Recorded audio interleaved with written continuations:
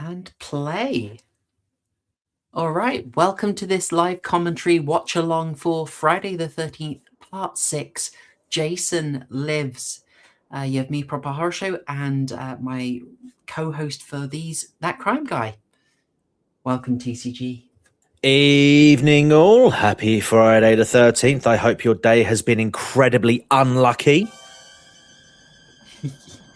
Well, no. They're in great fortune. They're having, they've got us.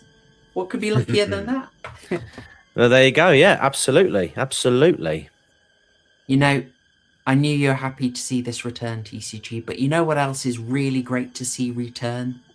Oh, please do tell. Roman numerals. I'm sure that was the first thing you wanted to discuss in this. Well, as you can't beat Roman numerals at the end of the day. It was one of the things. It was one of the few things that I learned and remembered as a kid, so that I could boast at the end of a TV show and be like, "Oh yeah, this is the day. This was the year it was copyrighted or made." The ladies love it. The gentlemen swoon. No one can resist a Roman numeral. This series obviously varied that a bit. Friday the 13th had no need for them, but when it came time for the first sequel, they went with the Arabic 2, just part 2, and it was the second sequel, part 3, where they first went for Roman numerals. But then, of course, as we all pay deep attention to, parts 4 and 5 had no number whatsoever. They were just Friday the 13th, the final chapter, and Friday the 13th, a new beginning. So it is with Jason Lives that we see the return of Roman numerals in the title, which would stay all the way until the 9th. I'm sure that was the first thing people wanted to hear us talk about, right? Absolutely. Priorities. You got to get them right. When you cater to a mainly male audience, of course, the thing that you want to highlight the most is something Roman themed. So Exactly. It makes sense. Exactly. I'm sure you're all glad that's back. Maybe if you want to throw a salute to the Romans, that would suit the occasion. So more on topic here. We're on a soundstage here. They will use an actual cemetery later in the film, but this is a bit of a classic soundstage and designed as a deliberate tribute to Hammer horror by new director Tom McLaughlin. Oh. Yes, new director and new writer. He was originally only going to be the screenwriter for this, but the producer Don Burns, who had a background in producing Halloween, basically persuaded him to do it because he didn't want to work with the director from part 5. And he thought the studio might go with him. Yes. Yeah. Fair bit of spillover here about part 5 and how much they want to acknowledge or not acknowledge it. Yeah. But you're not particularly down on part 5, are you? No. It wasn't one of my favourites, to be honest with you. It's kind of like the Halloween 3 of the franchise. I mean, it's not that it's a bad film. It's just I think it's too far removed from what the franchise is supposed to be. I mean, it took 3 films to get Jason to the point where he became the iconic, masked machete wielding maniac that he'd become. And then just to sort of go, yeah, anyone could be Jason. It's like, nah, not really. Nah, it doesn't really work for it, does it? No. There's a little bit of what we might call a bit of a continuity break in it. Sort of, not exact. Obviously, we've got Tommy Jarvis. It is a different Tommy Jarvis. This is John Shepherd taking who was the adult Tommy in part 5. But now he left basically religious reasons. Oh, really? Wow. Yeah. He became born again and basically didn't want to be involved. I'm never sure on that. I've seen different stories about. Yeah, indeed, born again.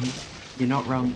I've seen different versions of that. I'm not sure how much I believe it, but either way, we get Tom Matthews in, who I think is doing a pretty darn good job, and horror fans knew him from Return of the Living Dead already. Ah, okay. Yeah, I know. I thought he looked familiar. It wasn't familiar enough for me to be like, where do I know this person from? This is going to eat away at me. But it was familiar for me to go, huh? Yeah, okay. Where do I recognise him from? Oh well. And now you know. If he were just in Now I like know. a dark green tank top, you'd know. You'd see him. So obviously they've kind of moved away from him being crazy and turned into the new Jason, Mm, but they throw in a quick reference to, that they've come from an institution, which is yeah. like, yeah, that's kind of true, but it's like we're not totally abandoning part 5, but we are taking a hard swerve away from the direction that we set ourselves for. Yeah. 100%. So this is a banger of an opening. Yeah, do you know what? This to be fair is perhaps one of my favorite openers of a Jason film or Friday the 13th film. I have to say it's quite strong, Very, yeah, you know. deliberate Hammer horror tribute. They decided, like, since we have to bring Jason back, how are we doing it? Why not go the Frankenstein route? And if you're Yes. doing that, the most obvious reference at the time was all the Frankenstein movies. I mean, Hammer horror was big in the US, weirdly enough. And the director's making that tribute, and because he's making the tribute, he has Harry Manfredini bring a little more sort of gothic operatics into the soundtrack for this, which I think Yeah. sounds amazing. Yeah, I'd admit when the because I did do a sneaky watch prior to the stream. I didn't get through the whole thing, by the way, but I got far enough so that when it came to the opening titles, his was the one name that I was specifically looking out for. Lovely. So it was Wow. really good to see Harry back on this. Totally. I mean, essential viewing. I also want to say I just absolutely love the maggots. I mean, there's so much we can say. Like, the openings are always packed on these, but I absolutely love the look of him, just that rotted down corpse. Oh, fantastic. Really good stuff. So something else about this, there's another bit of discontinuity there if people are really paying attention. In part 5, they say that Jason's body was cremated. Oh, yeah, of course, yeah. However, was that a cover story? Maybe. Are we meant to pay that much attention? No. Probably not. I mean, given the fact that his gravestone literally says Jason Voorhees, I don't think they were really that bothered about sort of hiding him. No. Although the only thing they do change, as we find out a bit later on, is that they changed the name of Camp Crystal Lake. Yeah, that doesn't stick. No. None of the other films acknowledge that. No. I mean, oh, I love it. Sorry, they kind of mythologize him. And then the rain stopping his plan. Yeah, it's great, isn't it? It's so good. And also Jason. Oh, poor Alan. Looking feathers. Poor Alan, indeed. Yeah, I gather he is a comedy actor, best known for a sitcom called Welcome Back, Kotter. Not very familiar to me as a Brit Bong, I'm afraid. Yeah. But it was mentioned in Crystal Lake Memories. Okay. This one does kind of have some, I would say, more overtly comedic moments than some of the ones that came before. Like I remember 4 being quite comedic between the two, between Crispin Glover and his, invisible computer mate. But there is an element of seriousness to it. And look at this James Bond reference blatantly. I was going to ask, do you reckon Zoomers get that?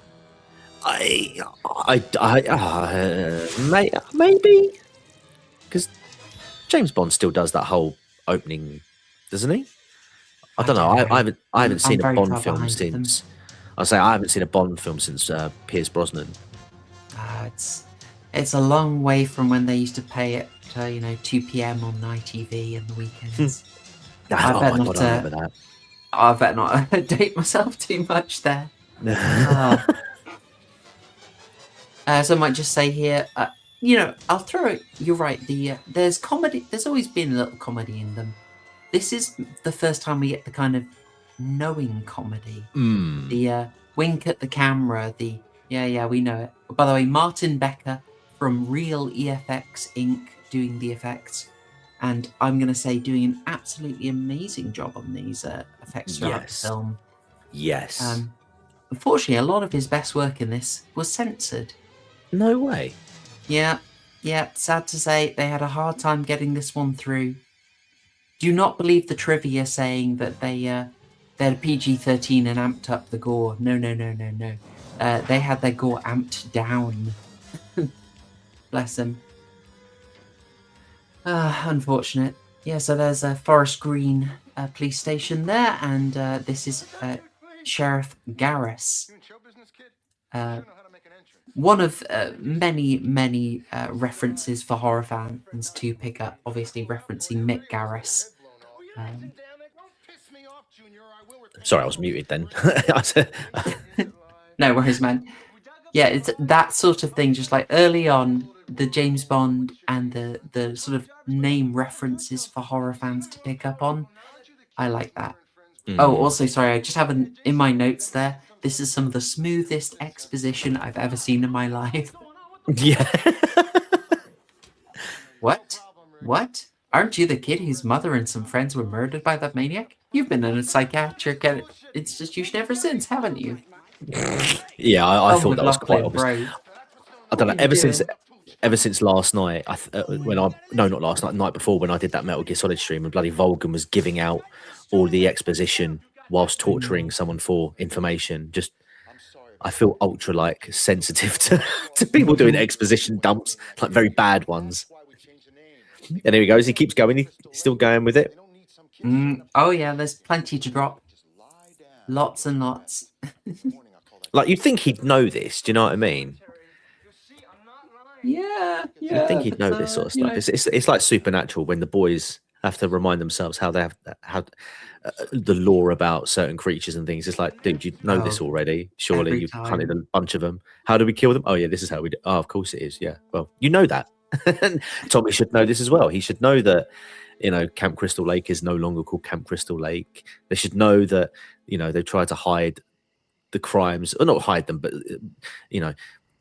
speak less of the crimes that Jason committed. Because the teenagers that you see in this film treat Jason as more of a myth as opposed to an actual event that took place, which I thought was quite interesting. It's almost Nightmare on Elm Street-esque, with Freddy Krueger. Yeah, I struggle with that, but there's something that must have happened but doesn't feel like it happened, which is like, we got to remember Tommy Jarvis is a kid in part 4.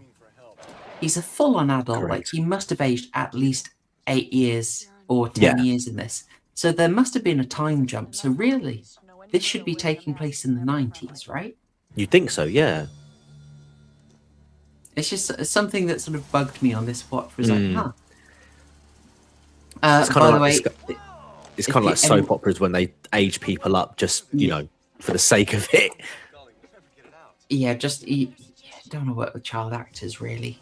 No. If you can avoid it. If anyone's keeping track, the chap on the left is Tony Goldwyn. You will know him from Ghost. And that is Nancy McLaughlin on the right. You will know from the director's bedroom. He wifed her up. Oh, really? Yeah, that's his wife. Brilliant. Casting couch. I've got a little casting couch story for later in this commentary. No. It's got a happy ending, not that kind. I was going to say, I bet it does. Yeah. So his wife is getting to drop a nice bit of the meta commentary. What is it? I know enough to say that weirdos wearing masks aren't a good sign.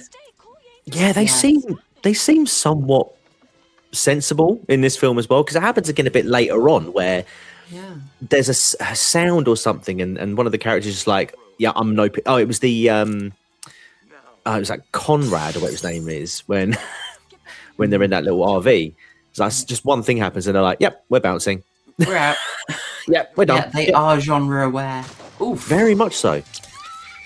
I love that the way he just flings him. It is brilliant. Oh, now if you notice, he stabs at the driver's seat, but that spear went off to our right. Yeah. That is a genuine mistake that nearly killed someone. Really? Yeah, he got it through the windshield, but it deflected. I got this from the documentary. It Right. deflected and nearly stabbed someone. Blimey. Yeah, see, Kane Hodder wouldn't have made it. This isn't Kane Hodder this time around, is it? No, I can tell you who is that if you want to discuss which Jason we've got. We can. This was going to be Ted White, who we Okay. all very much appreciated from part 4. He was offered it, but he didn't return. Okay. Again, the producer, I think, probably instantiating a bit of a clean break. By the way, poor Nancy got mud all down her throat because the respirator she's got on under there did not stop mud coming in. Ah, sorry, Jason doesn't take American Express. No. Jason just clearly stepping over fiat currency. He is a gold standard guy. Yeah. That's why I've always sort of I've just always sort of vibed with him.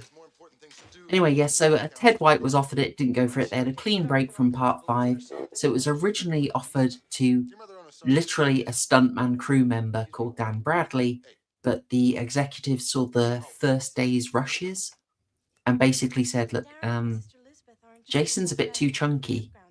Yeah. You know, he's been pulled out the grave. And he shouldn't be such a chunky monkey. And so they fired Bradley immediately. And it's kind of crazy where they got their next Jason. Like, the speed of this is crazy. I'll give you the story that I've got it here. CJ Graham, an area restaurant manager and former soldier, takes the role. And as part of a stage show put on at a restaurant, a magician would hypnotize audience members and place them in a scenario during which they encountered Jason Voorhees. Brilliant. Graham, who was 6'3" and weighed 250 pounds, was asked to play Jason for the scenario. And the effects coordinator, Martin Becker, was in the audience for the show. No and way. recommended Graham to the producers and director. Wow. So that is brilliant. It's pretty random, but I think we have seen. We'll cover this when we do the earlier films, but they are pretty slapdash in how they cast Jason in a lot of these. It is often a crew member, sort of, or given to a rando. It was a producer's son at one point for part 2, actually. I always find that kind of crazy. We do have Chunky Jason in for one scene, so I'll point him out when we get to him if you want. Oh, okay. So they kept Chunky. Oh, right. Okay. So there is one Chunky Jason. Right. It's like Back to the Future. If you look very carefully, there's a specific, like, it is blinking, you miss it, but you actually see the original actor who was cast before Michael J. Fox. Still made it into I the didn't front know about that. Who was it? Oh gosh, what was he? I forget his name. Rambo? No, he was quite an established actor at the time. Back to the Future, original Marty, right. Eric Stoltz. Oh my goodness! Eric Stoltz was the original. That is not a minor guy. Yeah, he was originally cast for. He was originally cast as Marty McFly, and there's scenes with him that are available on the internet that you can see. He did quite a lot of the film. Yeah. So we should probably say we just passed a scene with Martin the Gravedigger. Before we talk about that, I'm going to express my absolute disgust that Sissy there, I haven't actually got the note. I think Renee is the actor's name. Why she got just a sack of popcorn? Like, look, it's pre-popped. That's nasty. Why would you not just get the corn? Why is it pre-popped in a sack? Don't you know how to pop corn? What's going on? I don't know. Are you sweet or salt popcorn? Typically salt, but I've been won over to the mix. I like it when they mix it up in there. I see. How about yourself? I'm a sweet guy. I like my sweet popcorn. You're sweet enough. No, I'm not. That's why I like it. That's why I like that. No, it's nice. I'll lean salty, but I think the mixed way is good. I don't like it much fancier than that. I know there's fancy popcorn. Oh yeah, no, I'm bland as heck. Yeah. Yeah. So we just passed over a scene with Bob Larkin as the Gravedigger Martin, who was a victim of Paramount's editing, who's meant to survive. We'll get to that later. But he also delivers one of the most amazing bits of meta humor, where he literally looked directly in the camera at us and say, Why'd they have to go out and dig up Jason? Some folks have a strange sense of entertainment. Yes. I felt judged, but I loved every second of it. Yeah, I love the transition as well. And he's like, "Do they think I'm some kind of idiot?" And then it just transitions to the kids in the camp. Yes. Yeah, literally a Brilliant born work. sound effect. By the way, note here, shoddy safeguarding procedure. Drop the kids off and effed off out of there. Yeah. No handover. No. What's going on? I found that really funny. Those kids must have been little nightmares for them to to not follow procedure. Here we go. Here's the comedy. Here it is. I did a little autism on this TCG. Mm-hmm. So this stuff starts at 20 minutes and 10 seconds. Excuse me. And it continues till about 25 minutes. And all of this stuff is extra footage filmed long after the original production. Basically because the Paramount executives wanted the kill count up a bit, and also, well, it was running kind of short. So this is one of the shortest Friday the 13th as is. Okay. This 5 minutes that they slap in here prevents it from being an 82-minute film. Wow. And I have further autism when we get to the other post-production filming, but these are some of Tom McLaughlin's mime buddies. He is guilty of being a mime. Okay. Long before this, of course, like he got better, he recovered. But oh, good. Oh, by the way, these are the scenes with Dan Bradley, the original Jason, for this. So, okay. Yeah, watch for him stalking them with a nice bit of junk in the trunk. He's filling that work suit out. Brilliant. I was going to say, actually, this kind of ties into, I just saw a comment from Paul, and I'm in the same boat. I'd seen this film loads of times, but I didn't really remember, before the watch, I couldn't remember anything from it. What about you? From this? That's a good one. What I meant to ask is, sorry, I've just seen a question. There is meant to be a small amount of audio on the stream, but not very much. It's just us talking. There's a little bit in the visuals I've got, but it's just trying to keep it down so we don't get nuked. My recollection of this, and I'd seen it a few years ago, was just I remembered the commentary, I remembered the meta, I remembered Tommy coming back, but you know, on the rewatch, what struck with me is actually this is a much higher quality of filmmaking than a lot of the series, and I'd kind of forgotten that. Yeah. Like, the opening is just genuinely, it looks great, and there's some really ambitious stuff that you don't see elsewhere in the series. Exactly, yeah. I mean, can we just say it was like that smiley face on the tree? Oh, yeah. It's a great gag. It is a great gag, but it's just so daft. Yeah, it was just as the scenes were playing, I was like, "Oh my god, yes, I remember." Oh yeah, I remember it. But I had no idea what was. It was almost like watching it for the first time. Like, this is one of my favorite scenes in a Friday film. Oh really? Yeah, I love it because do you know what? It just seems so out of place, but the kills are great. It is totally out of place. It was filmed separately in LA. Yeah. Most of this was filmed in Georgia. Right. But, yeah, these are filmed to basically pad the running time and up the kill count. And it just in LA. And it just is so obvious, isn't it? It's just so out of place to the rest of the film.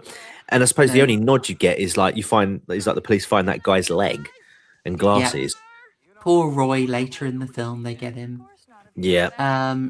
Now this scene is going to be one of the saddest victim of censorship, I'm afraid. Yeah, they set up the triple beheading. They put loads of work into it, you know, setting it so as the machetes passed in front of them, in perfect timing, the heads pop off. Yeah. And we're just going to cut to the last second of it. Brutal. They put so much effort and money into that shot, then it just got excised for censorship reasons. Very unfair. We need to take over the BBFC, don't we? And hey, don't blame my good friends at the BBFC. That was MPAA. I will say I think it's kind of dirty. how we tend to get past the American version, whereas I think a lot of the time we should get something that was originally put to the MPA. Like basically, we should make our own censorship. We should do, yeah. And sometimes we do, but I think a lot of the time they don't. They sort of figure we got that past the MPAA, we don't want to re-edit it. Which is a shame. If you put the effort in, you might be able to get it. And one of the downsides is that there's lots of footage that was done that it's now sort of degraded to low quality because it never got into a production print. Yeah, it's like it depends on which YouTube rep gets to look at your video when you do an appeal for like either copyright or a yellow monetization symbol. Very true. Very true. Give yourself the original. Give us the original. We'll pick and choose what bits we want to keep in and what we want to take out, as opposed to just giving us a already chopped up piece and then having yourself like take a few extra slices out. No. Exactly. I mean, ideally, I'd say keep it all in. I mean, they spend time and money and effort on these shots and scenes. Keep it in. I mean, unless it breaks the narrative. Unless it breaks the story, keep it in. It's a horror film. Like, what if people are going to get squeamish by 3 people getting their heads severed at the same time? Don't watch it. What are you talking about? Yeah, I mean, they were consciously trying to up it a little bit because they're aware we've got to do something different. But you and I have seen a fair amount of these, and we know that by the standards of 1986, this is not pushing the boat out, No, it's not light, but it's also not. It's not the Human Centipede Part 2 of its day. By the way, they are filming there in the old Madison Cemetery, located on West Central Avenue in Madison, Georgia. Ooh. And that is, I think, one of your favorite little bits, isn't it? About the laser sighter. Oh, here he is, the old groundskeeper. Also, Hello, Martin. That red dot sight is ridiculously huge on that revolver. It's great, isn't it? Here he goes. I think he's about to say your line. Of course, we're Britbongs, so we don't know what proper guns look like. So you'll have to tell us if the guns are ridiculous. Yeah. Oh, here's a bit. What a transition. Wonderful. They know what they're doing. Yeah. And by the way, is that the stock effect that basically everyone used? Like, Shoe on Head used it for ages. The yay! Sounds like it, doesn't it? I'm pretty sure it's the exact same one. There is a Kerry Nguyen there on the left. Renee Good? No, that's a recent person. Let me confirm the actress name. While you're doing that, I just want to say that this technically doesn't meet the rules for me when it comes to being a Friday the 13th movie. Oh, hang on. Yeah? Oh, yes, you've got a requirement, haven't you? There is a specific requirement for a Friday film to be a Friday film, and that is boobs. And if we're not getting boobs, it ain't a Friday film. You are going to be deprived of duds. I'm sorry to say. By the way, something I had no memory of, but Lumen loved on the rewatch. I adore this bit. This is Tom Fridley as Court, and he didn't make an impression of me in the sheriff's office, but I think this bit of him sharing Indian law is hilarious. Yeah. He's just got the line, look, you guys obviously don't know anything about Indians, okay? Probably none of you. I just sort of, he delivered it like a leftist streamer. Yeah. Like, he's on Wikipedia looking up Indians, but like, you guys don't know what you're talking about Indians.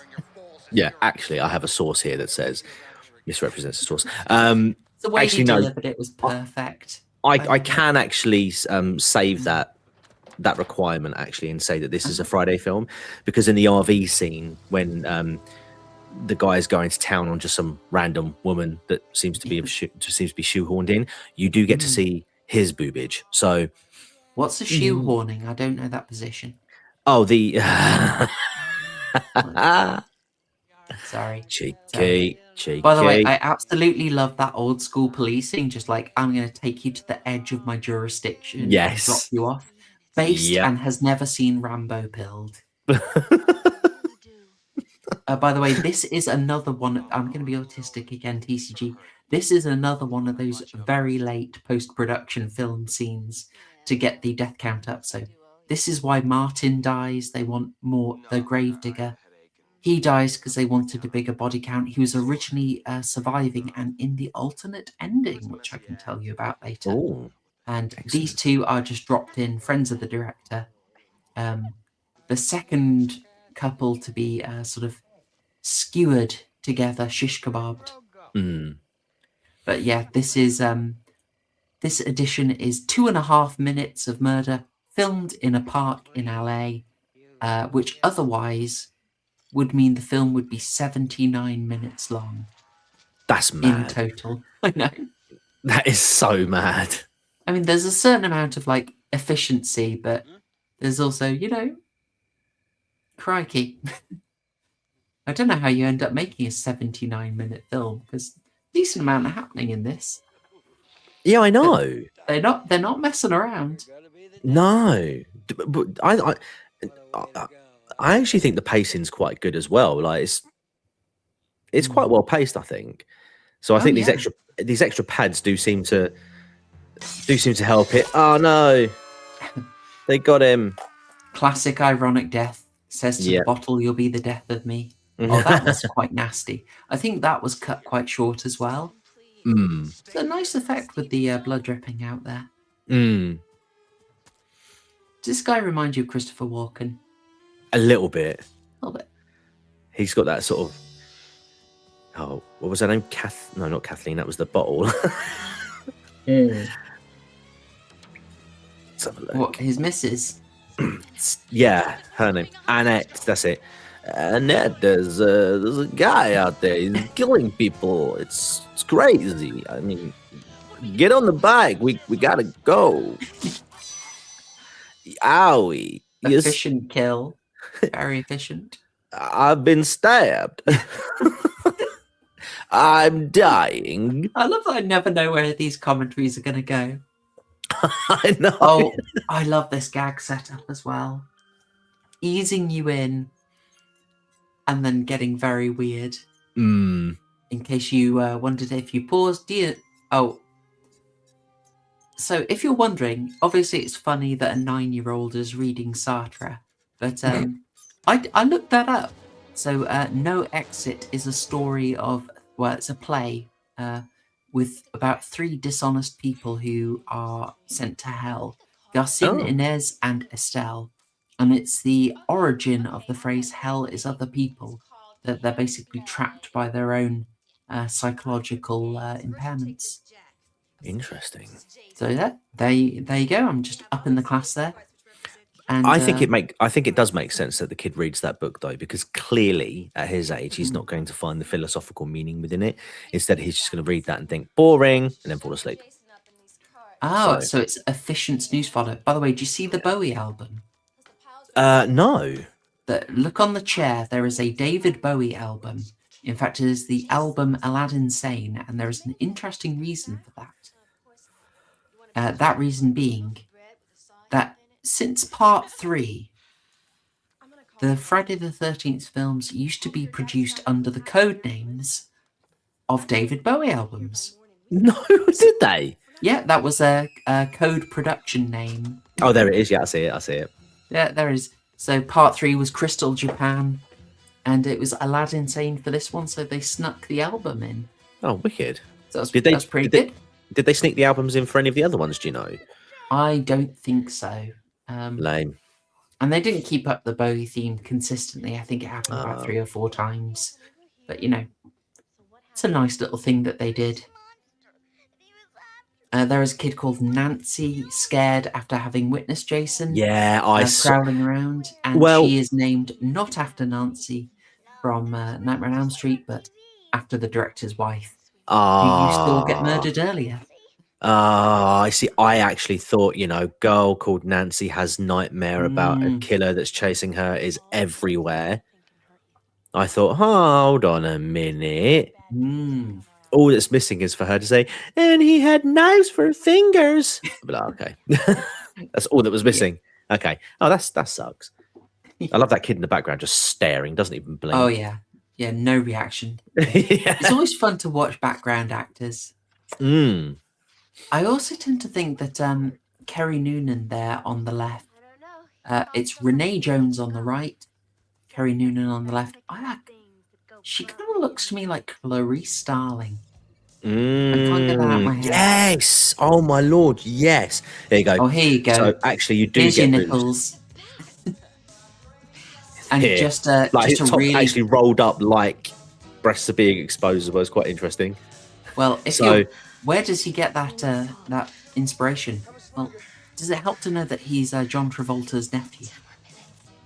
oh my god, really? Oh Yes. my god, I remember you saying that You're there not was going to be able to unsee it. No. Full Travolta. Oh my lord.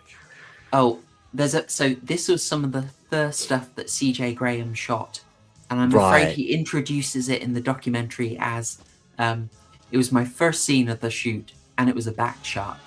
And I nearly included that clip in the intro to this, folks, but I'm classy like that and spared you. Oh my god. So yeah, no staying in it. nudity in this one. No. But I suppose No if you consider Court's nips to count as boobs, then yeah, fine. Yeah, there you go. Dude. So I've got the casting couch story if you want that here. Okay. Oh, is it her?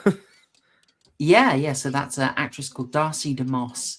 Okay. Writer. So the studio wanted her to get a BAPS out, which wasn't in her contract, and the director Tom McLaughlin asks her, but doesn't really push it because he's not fussed about that. Really, that's not what he was particularly interested in. Right. Yeah. So she felt she didn't have to do it and turned it down, and so we don't end up with any more nudity. Boo. And something I found quite interesting was the actress DeMoss had previously auditioned for Friday the 13th Part 5, but had backed out of the project because the director, Danny Steinman, I haven't looked him up on Wikipedia, so I don't know too much about him, but Steinman had requested that she show her breasts during her interview, her casting. God. Oh my god. And reports indicate that maybe that is why she did not get the job in that film. Wow. I mean, better all around because she gets to be quite funny in this, I think. I mean, this pair, it's a really nice scene. They play off each other really well. Great dynamics. I bet you can see the Travolta, can't you? Big time. I can now. It's the hair, mostly. Yeah. And the pulsating masculinity, By the way, chat, I'm mentioning all of these. Obviously, we're doing this live, but I'm sort of focused on my notes in the screen, so apologies if I don't get to read chat very much. You guys are very much appreciated. Court has a line there. We got to get out of here unless you want to look exactly like this, and holds up the wire. And I was like, why would she look like a severed wire? What does that mean? What does it mean? It baffled me. I thought. I've got no idea. It was like rhetorical. A really weird line. I just thought, yeah. No way. This isn't happening. So while they're in the RV, there's interesting fact of production. They're obviously probably not moving at all, right? Okay. So almost certainly the car is being rocked. For a film of this budget, and given Don Burns as the producer, almost certainly they are not on an automated platform to rock it. It's almost certainly being rocked by just crew members. Just a bunch of people. Yeah, just a bunch of people outside. And they're almost certainly having to just run past the windows with lights to get that effect. No way. Yeah, and we only yesterday we were talking about Martin, and there was a story about that I didn't tell you, but maybe it's suitable for here.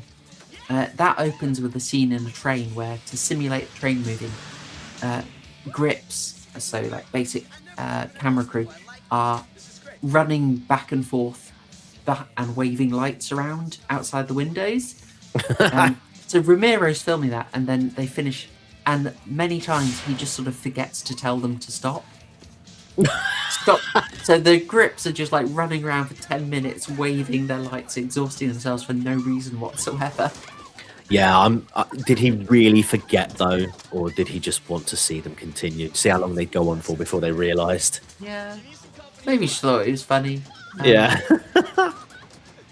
Oh, by the way, that song is Teenage Frankenstein. Song in the background, Teenage Frankenstein by Alice Cooper, who made Ooh. 3 songs for this film. He made 3 songs for this film. Yeah, yeah. Wow. The director, Tom McLaughlin, is a massive metal fan, which, Gotcha. if you see him, it's not a surprise. He has the long hair. He looks like a really chill guy, actually. In the interviews, you get the sense that he's a lot of fun. Right. He approached Alice Cooper. Obviously, Alice Cooper loves the horror aesthetic and had been involved with some John Carpenter films, Prince of Darkness.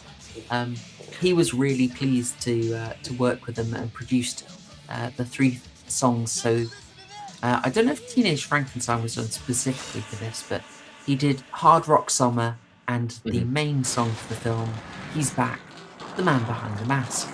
Gotcha. Interesting. That's fascinating.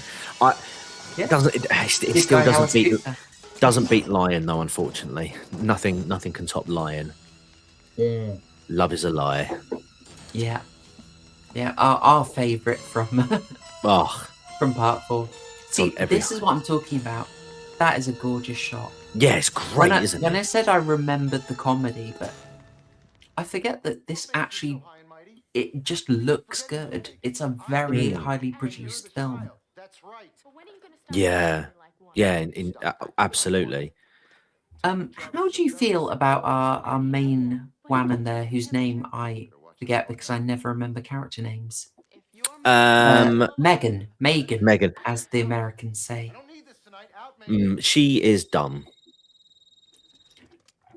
But is she also a whore? Is a whore? Possibly a whore.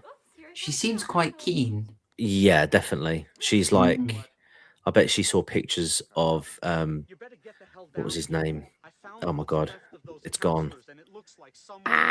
Forget it. Either way, serial killers. She's like, Well, she likes the bad boy. She's got that I can fix him vibe. Yeah, big time. It's just the fact that she completely buys into everything Tommy said. I mean, obviously Tommy Jarvis isn't the one running around like killing all these people, but the fact that she just completely like buys his story and is just prepared to like go all out for him, just without even questioning it, it's just very, very silly. Homath can explain this. Yeah. By the way, she drops a line in there arguing with her dad, Bundy, that's it. where she like mocks him, saying, "If your mother were still alive," it's like, what? Yeah, that's his. You're joking about your mum being dead and his wife being dead. What? That's pretty dark. Yeah, that's worth a backhand, right? Yeah. I meant to ask you about this. So we're seeing Tommy Jarvis take out a couple of books about the occult there. That is a first for the series. Okay. Unless you are taking like the severed head shrine in part 2 to be a cult, which I don't think it is. It's just like his weird tribute to his mum. Yeah, that's how I interpret it. How do you feel about the occult being brought in to sort of do a little explanation about why Jason might be back? I'm totally fine with it. I mean, the fact that he got resurrected in the manner that he did, I'm fine with it. I think it was inevitable that they were going to take the sort of supernatural route with Jason, even if they hadn't already done so through previous if it wasn't implied in previous films, but to just like it's quite apparent, quite obvious at this point. It's like, yeah, now he's a supernatural being. It would make sense that he would sort of look into like the dark arts to try and figure out exactly what's going on. Yeah, you've got to. I'm with you. I like it. It's McLaughlin wanted to get a sense of logic into it, which is basically what made him do it. He did want a reason that Jason kept Yeah. coming back. It's like, Mm. yeah, give a bit of structure. Oh, by the Yeah. way, obviously we have to like Karloff's general merch there. Yeah. Again, I told you, the director and writer, he is filling the film with these. There'll be lots of them coming up. I noticed from this point on, there's even more. By the way, Mm. TCG. Jason looking on in disgust at the sign. Yeah. Look at that bottom value. Tolerance? No. I thought you were. Tolerance in 1986? I thought you were. Sick. It didn't have inclusivity in it. It didn't. It didn't have So, inclusion. It would be diversity now, wouldn't it? But yeah.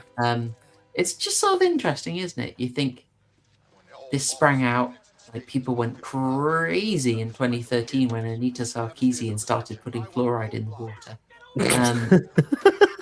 But no, it's a little version of it back here in 1986. It's interesting to watch. Well, it's also earlier on in the scene when you got those two guys when they're out doing the paintballing, and they're talking about how like it's a man's game, man this, man that, and then obviously the exec pops out, the female one, pop, kills them both, and she's like, with a woman's touch. It's like, yeah, okay. Mm-hmm. Yes, very girl boss. Well done. Poor little chuddy guy getting offed. They'll push the occult angle much further in oh gosh, Jason Goes to Hell, the final Friday in 93 or 94.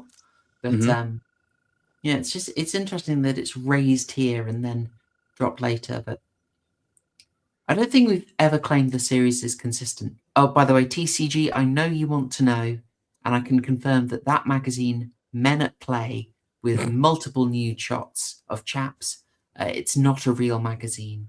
I didn't think so. I did go looking. Just to confirm. And my Google adverts are, well, it's ruined, aren't they? They're ruined now, aren't they? Tragedy. Let's just say very inaccurate. But yeah, just before any sort of weird Kubrick-style theories are hatched on the basis of that magazine, possibly a reference only extreme shining nerds get. But I'll just set you at ease there. That is simply a weird little prop. So Renee, I never get it right. Renee Jones. It's Renee Jones. Renee Jones. I see we've got a super chat. I will quickly break commentary to say thank you so much, Sonothium. Very much appreciated. You're an absolute star. Super chats, very welcome. So Renee Jones managed to be not only in The Fresh Prince of Bel-Air, but also she managed to appear on 21 Jump Street twice as two different characters. Really? Racist. Racist? Do you think we wouldn't notice? They think we can't tell. I'm appalled, TCG. She was a teacher in Fresh Prince of Bel-Air, by the way. Oh, was she? Yeah. Yes, indeed. I do think like, I mean, obviously Kevin Bacon's perhaps the biggest name that came out. I love that. And slippers on the ground. I don't really know of many. That's a great effect as well. But I don't really know of many actors and actresses outside of, I mean, Corey Feldman perhaps being an exception as well. But really, when I think about it, and I'm not counting the reboot, the 2009 sort of sequel / reboot. But really, it's only Kevin Bacon and Corey Feldman that are still recognised names today. Yeah, I mean, I could make a stretch for Tony Goldwyn, who is in this film and then went on to do really well in Ghost. But okay, but yeah, it is basically those two who did the best. Weirdly enough, Jennifer Cook, who plays Megan here, actually quit acting directly after this film. Oh, did she? It's kind of a shame. I think she's really good in this. She's got a lot of character. Yeah, a lot of character. By the way, we skated past an excellent line of the police officer wishing another police officer happy Friday the 13th. Yes. And I meant to get in there with happy Friday the 13th to you too, and to everyone watching. Oh, I'll tell you what, it is a happy Friday. About 4 o'clock this afternoon, it was a happy Friday the 13th because it was the end of a hellish week at work. Oh, bless you. Yeah, I'm feeling that. I've got questions for you, TCG. Why does she tell him to get down into her crotch after she's been sighted? I know. What's that? I haven't. I'm wondering how she didn't see the roadblock before he went. Yeah, roadblock there. It's a pretty straight road. It is a pretty straight road. Yeah. There's I think it's. Oh. I think this is where we get Officer Papa saying, "I've got the whole enchilada." Yes. I bloody love it. There you go. Yeah, he said it. He said the thing. Cheeky reference to part 5? I hope so. I really hope so. I love this line as well. How do you want me to proceed, sir? With extreme care, asshole. These lines, there's every good chance he'll make her do something crazy. He's there. Don't do anything crazy. Yes. These are so funny. By the way, there's some absolute filth in this scene, by the way. No, I know. The camel toe is mental. Oh yeah. What did she say? There's going to be a hairy turn. Yeah. I know what you're doing.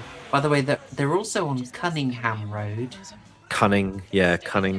Cunningham. Oh, well, obviously it's again. Sean Cunningham, but creator of the series. But also the song playing is Hard Rock Summer, which is that other Alice Cooper song, Hard Rock. Maybe he is rock hard. I don't know. Who can say? Oh, this is the hairy turn. Yeah. It's also when his head's rocking back and forth, and she's like, "This is what I want." Obviously referring to the street that she's about to turn into. But yeah. Very saucy. I will say I don't like the dad, Sheriff Garris, pointing a gun at his daughter. No. It's funny enough. I just think him he should immediately lower it, but still look stern. One interesting thing I got from the trivia is actually he was her acting coach. The sheriff is Megan's acting coach. Is he? Yeah. Timu Donald Sutherland. Ooh, I thought so too. Yeah. Yeah, massively. Really? Folks, if you're wondering what TCG is talking about, look at the 1978 Philip Kaufman directed Invasion of the Body Snatchers. My goodness, that is a resemblance. Yeah, this dude could easily play Donald's stunt double. Yeah. Also, why the hell is she carrying around a bloody machete? Like, so. It was a great fake out. It's kind of weird that Jason actually arrived at the camp 7 minutes ago in the film. So, like, for over half the film, he is at the camp. It's a weird pacing thing. Yeah. Also, I do find it strange that Jason would just leave that lying around. You know.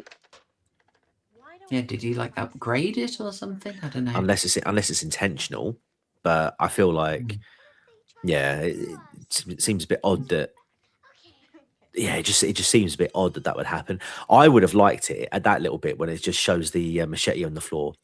If Jason had like reached out from under the bed and pulled it in, and then say like later on she goes back to bed and it's through. I could have gone with that. Yeah. Yeah, because it'd be a bit of a homage to the first one, I think. Yeah.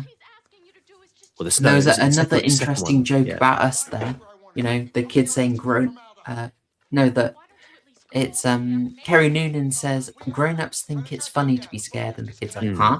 Yeah. She's having a dig at us as well. Definitely. There's a funny thing about that actress, by the way. So she does this film, and then she's going back into general casting, seeing auditions, and she gets approached for a project about well, in short, it's pseudonymized and tried to be disguised, and it's operating under a different name. But basically, she susses out from the plot description that it's a Friday the 13th film. No. So she goes to the audition and asks them, like, "Hey, is this Friday the 13th?" And they say yes, and she had to own up and say, "Yeah, sorry, I was in the last one." How would they not? Oh my god. That I is don't know, so man. dumb. The crew changes a lot in these. Like, that's a weird thing about the series is it's not like Saw where like Darren Lynn Bousman comes on in 2 and sticks with the series for a heck of for the next 5. Yeah. They basically chop and change directors every single film. It's only like the Mancusos who are overseeing it generally. Right. But otherwise they just keep switching it up, which I think is why you get weird situations like that. Wow. Are you gonna watch that Camp Crystal Lake series? Oh Lord. Is that I saw an ad today. Brian Fuller? I think Is so. doing the guy who did Hannibal. Oh, okay. I liked Hannibal's first 2 seasons. Hmm. So like his involvement makes me think it could be good, but I'm also it's one of those ones where I just think it's so inessential that I'm hesitant. Hmm. I feel I'll give it a go, but Yeah. yeah. Because I know, because it feels like a sort of like a Scream series, or I Know What You Did Mhm. Last Summer TV series scenarios, Oh, where yeah, good. It can't be as bad as that I Know What You Did Last Summer I don't series. know, I don't Oh know, my god, that was unwatchable. but I just feel like it's not essential at all to the how's that girl not Mm. seeing Jason? And I just prequel especially is a rough way to go for this series. yeah, yeah. Mm. I just don't know whether it's actually essential to view. Do you know what I mean? I don't. It's almost like it's doesn't sit within the main timeline. No, Like it's not canon. I don't feel like it could. Yeah, I don't feel like it is something that would be memorable or essential. But I'm intrigued. I just want a 13th film. I'm sick of it being on how's it 12. not happen? I mean, the legal case is resolved. Yeah, It I remember you should saying in the last happen. one. Yeah, Yeah. Sadly, I think a bit too late for them to basically carry on from the 2009 version, mm. which is a real shame because we both loved that. It And would be. I don't know. I don't think it would be too late. I don't think it would be too late. I mean, if you do a time jump, well, I say time jump, but I mean essentially if the film's set in current year, there's no reason why they couldn't say bring back a Jared Padalecki, who's almost like Sydney Prescott, like nowadays. yeah, I think it could work. I think it could it's work. good writing can save anything, but it Yeah, is a challenge given that it's, and I hate saying this, 17 years on. yeah, Oh it's my god, bad. It is it's bad. rough. That's how Yeah. long a legal action tied that crap up. Terrible. And how old is Kane Hodder nowadays? Would he be able to do it? Well, oh, he got fobbed off, didn't he? I mean, I think It's he could, true. but he got fobbed off for the remake. In fact, I'm ashamed to say I cannot remember who did it in the remake. But he'd got fobbed off from Jason X onwards. It was Kierzinger. Gotcha. So it'd probably be him then, I guess. Yeah, Unless he's getting on a bit now. I get a feeling they'd go for someone new. They'd probably, do you know what? It sounds silly, but they'd probably put a bloody WWE person, almost like, I'd be up for that. Why not? yeah, yeah. Why not? Some of like all these wrestlers getting these like deals nowadays. These moving into Hollywood. I wouldn't be surprised. I mean, obviously, I know like they was it Glenn Jacobs, aka Kane, for See No Yeah, Evil. He got 2 films out of it. he did indeed. I mean, how are you feeling about CJ Graham as Jason in this? Do you I mean, get a strong sense of him? I think he's quite good. Yeah. I think this Jason's pretty sound, actually. I mean, how hard is it really to play a silent guy in a hockey mask doing over the top kills? I, You know, in theory, it's super, super easy, but I don't know, man. I think I you've got think to it's the have. kind of thing where the details really matter. Yeah, yeah. Sorry, I think it's more. Yeah, more physicality. I think physically though, I think he looks the part. Yeah. He's big and imposing. It's only a few shots where I felt that it was a bit lifeless, but otherwise, I think he does a fine job. He moves with strong intent, Mm, and he just manages to strike quite strong poses that give him a presence. So I'd say a pretty good job, but also you and I are both massive fans of Kane Hodder, mm, who really cares about it. Ted White yeah. also did a very good job too. His whole thing was that he thought of Jason as a hunter, you know, Yeah. and I like that approach. It was Derek Mears was our Jason in the reboot. Sorry, it took me Gotcha. ages to remember. It's all right. By the way, one of the least of this police officer is so unobservant that he could probably get a job in Rotherham. You know, doesn't notice Oh anything going on. Look no, there, Mackin for like a minute. the They can be on difference. second base, and he hasn't even got a clue. Oh, now he's noticed. I think you no, I see. I think you're too kind actually, because to be fair Oh. to the police in Rotherham, they noticed. They just didn't do anything. Mm. They turned a blind eye. This guy just is a blind guy. Oh, true, true. Hey, good line that she just got out there. The Mm, line about being a clown.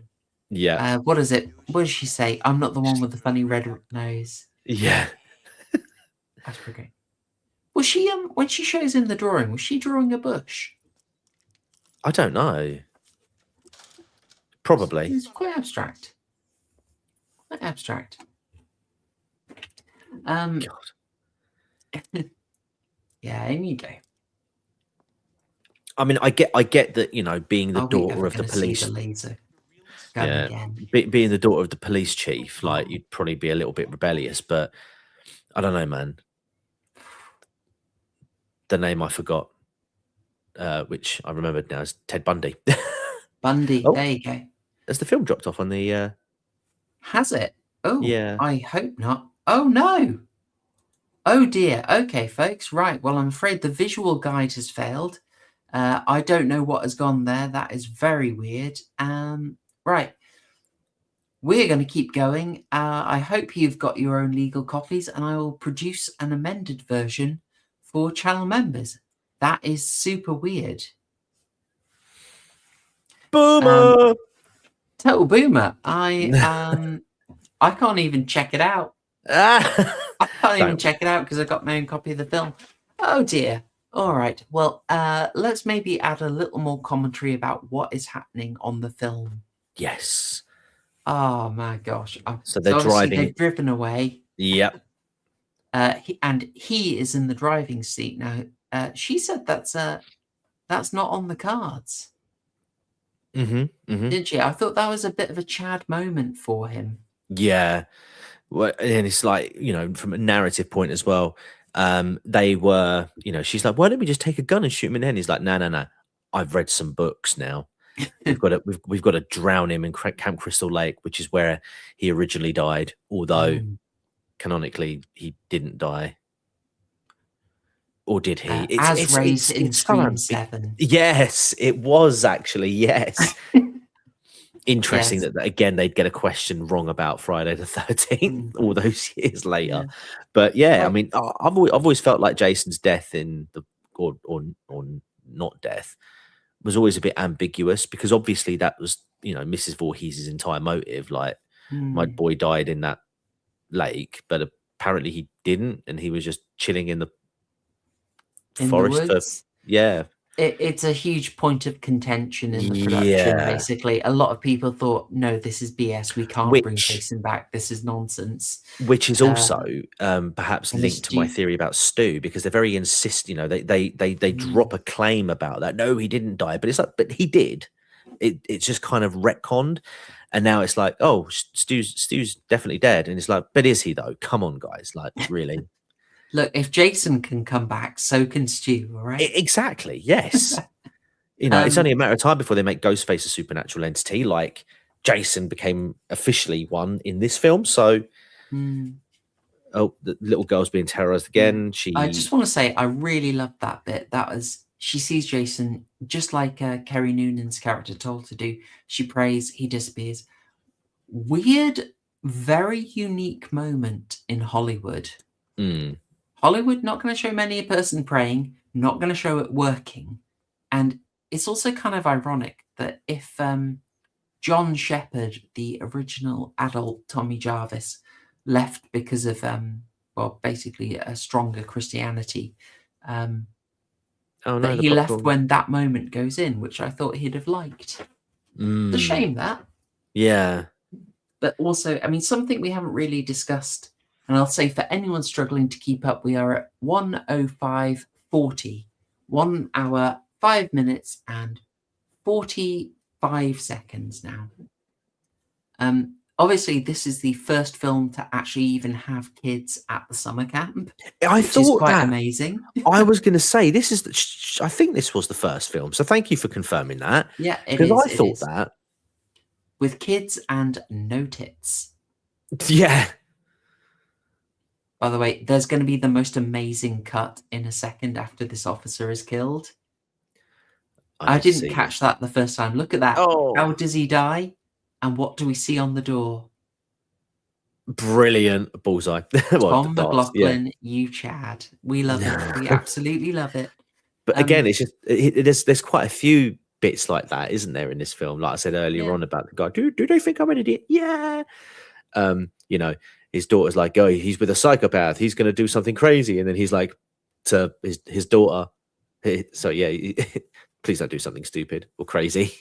It's Yes. I've just seen in the chat, I'll answer a few questions here. So Maverick has asked, is there a thing where Mama Voorhees used the Necronomicon to bring Jason back? Yes, that is. That is in Jason Goes to Hell, the final Friday. Of okay. questionable and yet delicious canonicity is one. And Maverick also asks, why does Jason not kill children? And that is what I wanted to ask you, TCG. They're bringing children in for the first time, but obviously they do not kill any. I wanted to hear your thoughts on that. Whilst I have Officer Pappas, I the very gay-coded officer. I do have a theory, Uh-huh. and it's that. Well, I think it's two-pronged, really.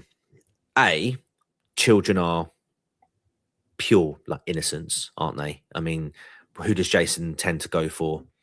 Horny, over-sexualized teenagers, Slatterns. Yeah, basically just heathens. Do away with them. You must be, you are corrupted. Children aren't that. And secondly, I think he sees himself in them, in that, like, prior to the Crystal Lake incident, the vulnerability, like the genuine vulnerability. Yeah. Who's a bullied child. Yeah, I mean, Michael Myers did the same thing. In the first film, he bumps into that kid and doesn't do anything. You'd think, oh well, cold blooded. Yeah. But I think there's something in there that, yeah, just they have a line. They're not crossing that line, which is, yeah, very good decision. I think it sort of moves you out the fun zone. Like for whatever people think of it, we can, I think partially because we can enjoy the heroics of war stories, which feature plenty of killing. We can enjoy people being killed. Like we can handle that. And maybe particularly sick puppies among us can enjoy some particularly gory kills. But it's sort of the reason, like when you get sexual violence in a film, it's almost always, it's played very straight. And that and violence to kids, it's just something in us, that sense of sanctity, it just trips it over so that it takes out the fun zone. And Friday the 13th wants to live in the fun zone. Yeah. And I go with that. I respect it. Yeah. It knows what it's wanting to do. It wants to have a good time, and if you start offing kids, you're firmly in the bad taste area. Precisely, yeah. Um, Oh, look at this standoff. Hey. yeah, I didn't actually like it. I thought this was one where McLaughlin kind of could have shot it a bit more interesting. Okay. Because like the concept is quite good, but I just felt like the directing was a bit flat on that, and that might not be his fault. One of the things he had a problem with was that the producer Don Burns is an absolute penny pincher. Right. So he was basically nixing all the complicated shots, and McLaughlin would turn up and be like, "Oh, there's meant to be a few cranes here, so we could do something cool." And Burns is like, "Nope, too expensive." And I was like, "Oh, Oh, what? okay." Pretty Dude, rough, eh? what? You think if you're the director, you'd have to say, but no. Yeah. No, it's the It's money crazy. guy. Just unloading like several shotgun rounds into that gate, into Jason, then like into entire chamber of revolver rounds, and it's like, oh, actually, he's taking headshots. Now I better run. I just it's the thing about these serial killers, man. The fact that you as the outside observer know that they're never going to like sprint after you. They could just oh no, she's walked back in. I don't know if See it's the cabin. just being weird, but I really felt that was like a Shining reference shot or You inspired by The think? Shining, you know? Yeah, it's just like Danny meeting the twins, and it's just suddenly it's Gotcha. blood splattered literally everywhere, and you Right. don't see the actual violence. I just wondered. I mean, this is Interesting. 86. Shining came out 6 years earlier. Right. I See, just I just got the feel the way it was yeah, all splattered around that room. couldn't possibly comment because even though I have it on DVD, I still haven't seen The Shining. Outrageous. Yeah, I know it's bad. I claim to be a horror connoisseur, and yet I haven't seen one of the most a generational horror film. When we get How up bad? to double feature horror show episode 237, I think we'll have to do it. I think we might have to. Even I though need. I think I've got a full commentary for The Shining and a 2.5 hour discussion with John D on it. And I also discussed it on the Lotus Eaters. Did you? So, But you haven't talked about it to me, so you know. oh no, I just sort of take different angles each time because there's so much you can say about The Shining. I imagine so. I imagine so. Yeah, this is the thing we were talking about, like the introduction of the kids earlier. Yeah. Oh, I best just, line of the series. I think yeah, we're dead meat, and then yeah. sorry, of the film, and that kid gets another absolute banger. I just never felt at any point that these kids were at risk. So for me, like the danger just wasn't there. Do you think it was played? I would go for that bit. Like I never want to see them killed, but No, I think possibly the idea of a cabin where all the kids are could have been yeah, quite a nice fulcrum to pivot tension around. You know, the mm, idea you've got to keep Jason out of that cabin. yeah. I mean, the Even fact if the we fact that ultimately had the revelation that he never has any intention of hurting them, yeah, I think putting them at risk could have elevated the tension quite nice. there they Quite go, neatly. There we real go. dead meat. Great line. Yeah, What were you gonna be when you grew up? but yeah, I mean, Wonderful line. the fact that Star Wars, you know, has more threat, has a bigger threat to kids in that film in those films, than a Jason film. You know, the stakes, you'd think, like the thing is there's no out and out struggle like with Eaten Alive that we watched the other week. As interesting as a film that was, that little girl who was running Marooned from under the bloody house for yeah, half like the film. it Oof, genuinely creepy. oh my god, wow. It That's a genuinely, like, it wonderful felt effect. like it did genuinely feel like the film would go there. Mm, But just for some reason, I never got that vibe from this film. It just no. felt like you got the teenagers, you got the police. They'll be the cannon fodder for this film. The kids are just there as yeah, the kids are there, but they're not going to be. You just know that it's not going to get to a stage where Jason's going to start offing the younguns. You know, it just didn't feel like it was possible. Yeah, Master Voorhees, the younglings are safe with you. Yeah, exactly. Yeah, I'll be a better camp counselor than them. This is one of the ways to escape in the Friday the 13th game by a speedboat. Oh, really? Yeah, that or by fixing Tommy, because Tommy Jarvis Oh, is a what an character. intro. Yes, like even now, it just doesn't feel like it's like oh my god, but I don't know. It don't feel like it's gonna happen.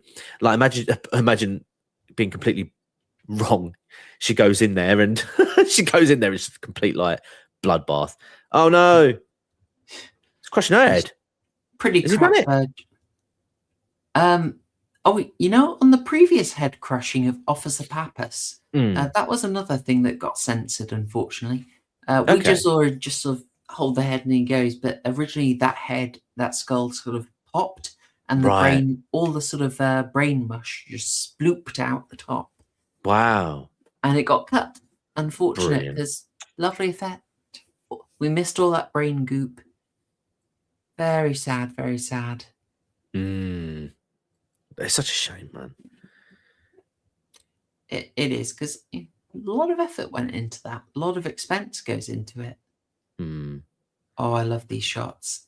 You'll notice these are some of the shots I edited for the thumbnail of Jason just half in the water. By the way, he's getting called a pussy there. TCG, what is your preference? Jason being called a pussy or Freddy being called a faggot? Which landed better for you?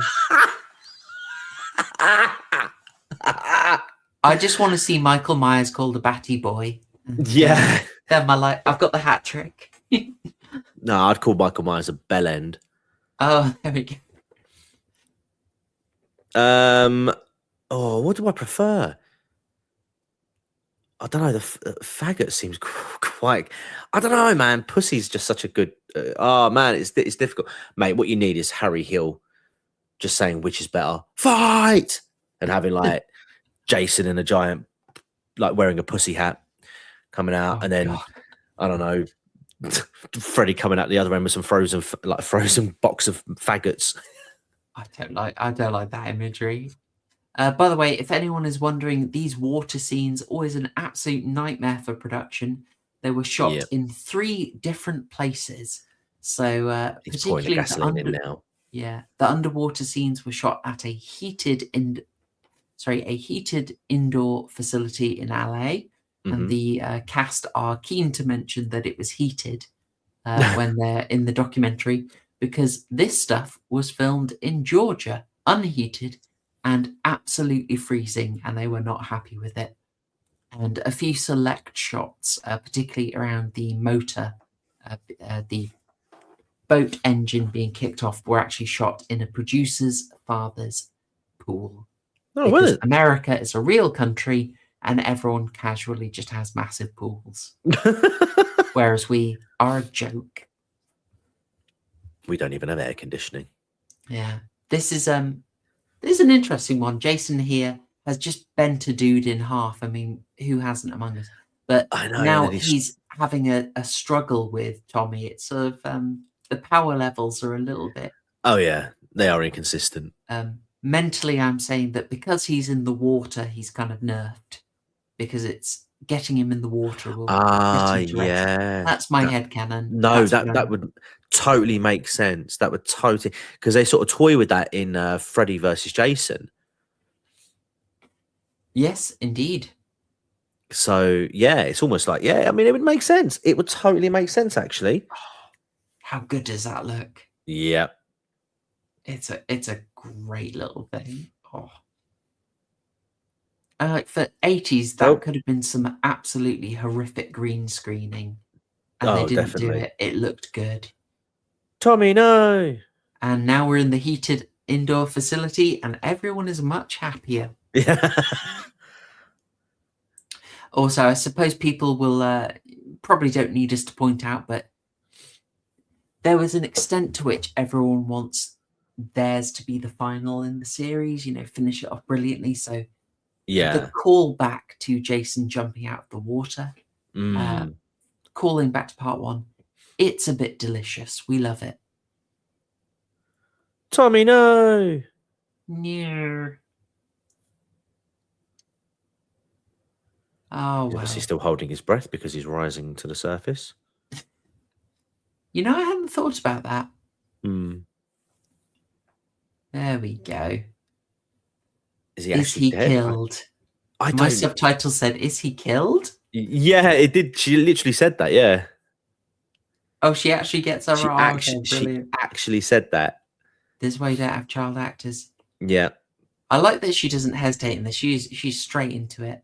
yeah. I Belly wonder if flopping. it's these blooming freezing scenes. I mean, oh, you can tell that water's awful. Mm, I wonder if this is why she quit acting. probably. Yeah. She's like, you're gonna make me jump in the water every time. Well, actually, what I think actually happened is Jennifer Cook playing Megan there. Oh, Well, she'd gotten married about this time. She had and she goes on to have 2 kids. I imagine that basically the kids were on the way fairly soon after this. maybe. Yeah. Takes a break for that and then just never really goes back. Mm. It do happen. Go on, love. Now, You can do it. It's quite an interesting bit. The physics on this, I'm not sure about, like where things are in relation to each other. Yeah. But you know, it's a sort of creative angle of someone being torn apart by a boat engine, so I'll allow it. I mean, if Yeah. I enjoyed it in Donkey Punch, it would be churlish to complain about it in this, eh? Oh. Brutal. Oh, mate, the twinge, like the twinging he's doing, Yeah. the Oof. twitching. I mean, Oh, it's excellent. It's excellent. although mind Good you, that creativity. not really wanting to cut the neck, cut the head off though, because that chain is what's keeping him under there. I'm trying to think if Jason's ever been decapitated. Not quite. I don't think so. I mean, he got grinded, didn't he? He got his head sort of slightly grinded. Mm. Or was that in the 5th? No, that was which one was that?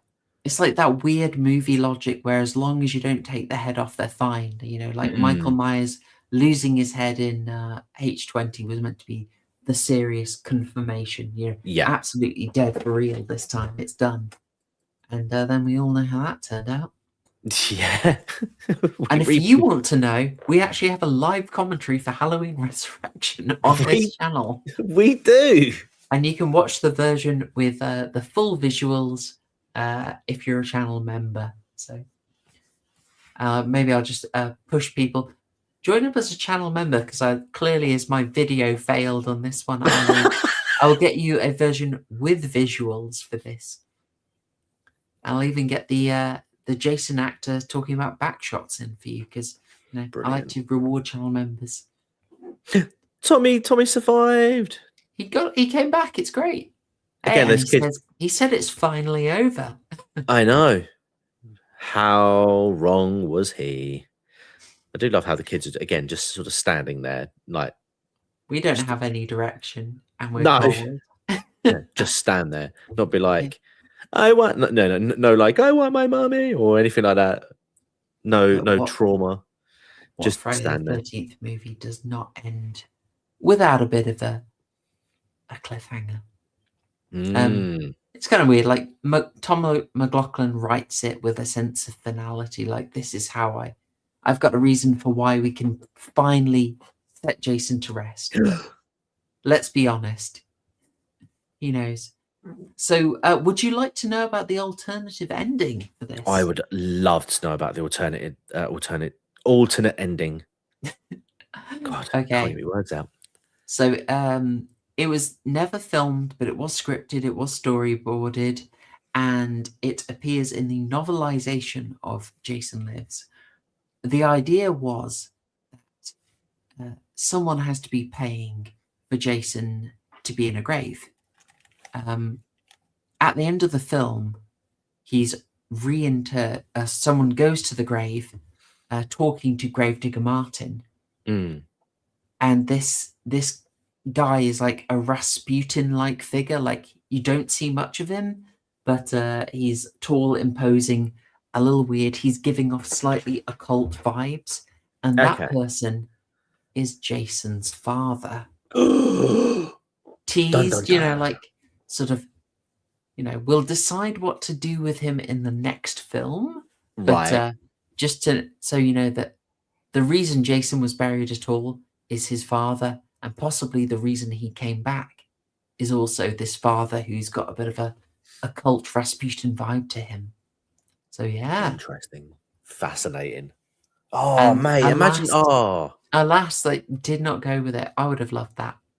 yeah, me too. I mean, especially in terms of building Jason, like building the lore around Jason. Oh, mate, I'd have absolutely been bought into. I'd have absolutely bought into that because by this point now, it does feel like Mrs. Voorhees has just been forgotten. Absolutely. I mean, partly the woman playing her didn't want to come back. Yeah, Sort of that as looked well. down on this film, Yeah, alas. But yeah. what can you do? What can you do? But yeah, I would have been very open to that. Also, the theme tune to that is the Alice Cooper. He's He's back, the man back. behind the mask. Anyone enjoying it just in the background there? Yeah. Mm. Well, TCG, that was the shortest Friday the 13th and Grok's favourite. Boo, Grok, boo. No, it is a solid film. Production wise, it's really good. Looks But great. yeah, part four for me though does hold a special place. I can't let any other film from the Friday franchise topple that one. I'm afraid the sentimentality of it, I would say, is what Yeah. keeps it top for me. But yeah, this is by no means bad. I think it's quite a solid film actually. Um, I think the way they reintroduce Jason is done well. Having that connection still to Tommy Jarvis, I liked. The actor for him, solid. The Mm. acting in general, I think was perhaps some of the best in a Friday film that we'd seen outside of some of the more recent ones, i.e. Jason X, Freddy vs. Jason, and the remake. But yeah, this has a lot going for it, and I think yeah, if they'd gone with that alternate ending, I think, oh mate, imagine that timeline we'd be living in. I know. I know. I would have preferred it massively. But alas, what can you do? Yeah, so What can you do? what can you do? Underrated, exactly as you say, uh, people, it's known as the meta one, the funny one, and it Mm, absolutely is. But yeah, mm, overall, it's just also solid. There's some ambitious stuff in there. Totally with you on the acting. It's there's a good reason this is oft high up in there. I can understand you wanted to keep mm. 4 at the top spot, but yeah, I enjoyed this. Yeah, It just me it too. just stuck in my head from when I was doing the research for Jason X, and I just got Grok to rank them, and it flung part Jason X down to like third from the bottom. Awful, awful, very unjustified. So yeah, Definitely. folks, that was our commentary for Jason Lives Friday the 13th, part 6. I hope you enjoyed everything. I hope you enjoyed some of the trivia, some of the analysis, and just had a good time with us. These are Yeah, thanks always for a thanks for pleasure coming back. to do. Sorry, I cut you off there, No, TCG. no, no. I was going to say, yeah, no. Thank you guys for sticking around. I know that we're not as interactive on the in the chats as normal because obviously we want to try and keep it commentary focused. But we are seeing what you're saying, and we do appreciate the continued support. So thank you guys as always. Yeah, very much appreciated. And yes, I would say I will drop up a video with fixed visuals for channel members. If you like this, we have commentaries for part 4, Jason X, and the 2009 remake. We're doing Yes. these every Friday the 13th. So So we got one more to go. We've got another one this year. there is It's another one this year. I don't know. I enjoy these so much. We might have a little wiggle room. Maybe if there's a Saturday the 13th. Maybe I might, I don't know, maybe daylight savings time can go wild, Yeah. so I can justify it.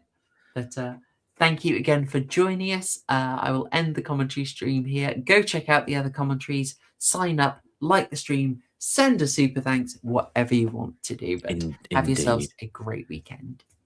Just before we go, I will be streaming over on my second channel within the next 30 minutes as well. We're going to try and button off Metal Gear Solid 3. So if you want to continue the fun, TCG's Gaming Emporium is where it's at. I'll drop a link in the chat for you guys so you can check that out.